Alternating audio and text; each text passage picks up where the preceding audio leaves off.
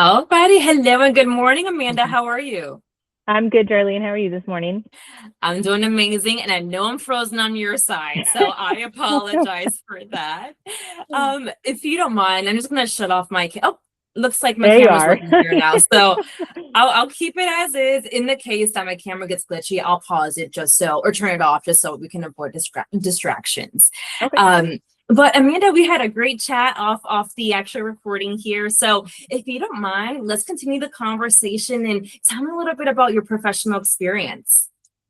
Well, I actually started in sales at a young age, and post-COVID, I went into more officey and administrative positions. Mostly started at James Knight Electric. I did a lot of front office work there. Got introduced to AP and AR, a lot of vendor management, more FaceTime with walk-in people. Um, from there, I went on to Colwell Engineering. I did administrative work there as well. Got a little bit more hands-on experience with AP as far as entering invoices, handling purchase orders, subcontract orders. It got me involved more into the mechanical industry, which was new to me. It was very interesting.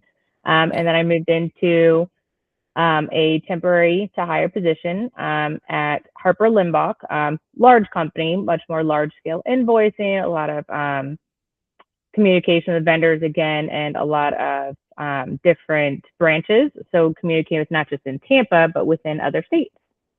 Amazing. Mhm. And I have your resume pulled up here, and thank you for that introduction.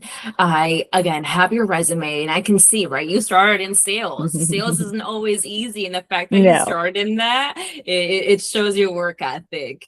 And then from there, I see that you've been doing a bit of accounts payable, Mhm. receivable, you've done front office, administrative work as well.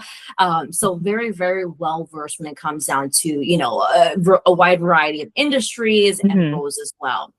I want to talk a little bit about your experience over at Caldwell Engineering.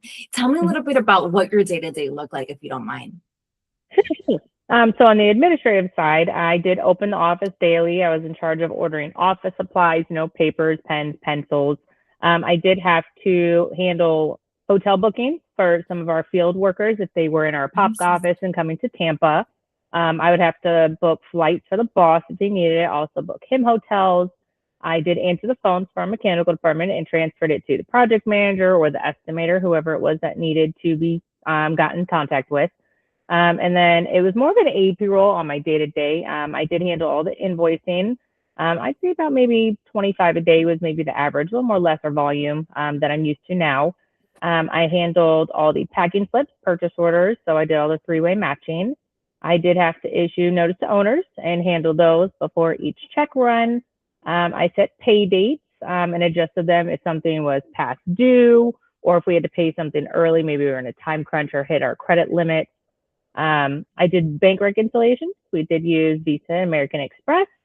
Um, I think that was about the gist of what I did. A lot of vendor communication, a lot of reconciliation between them too. Beautiful. Definitely sounds like you had a busy day there.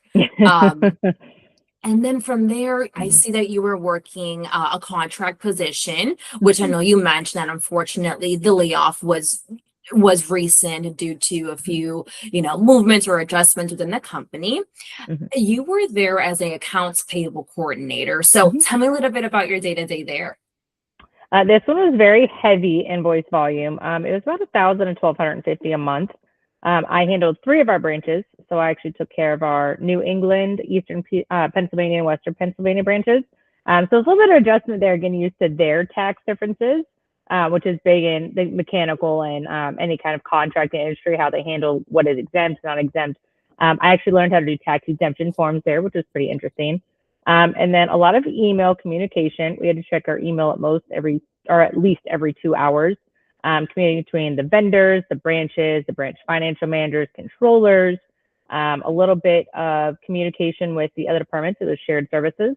So I just did the AP entry side. I had to update purchase orders if they needed it, and then communicating with the people who actually printed the checks and whatnot to make sure things were on time.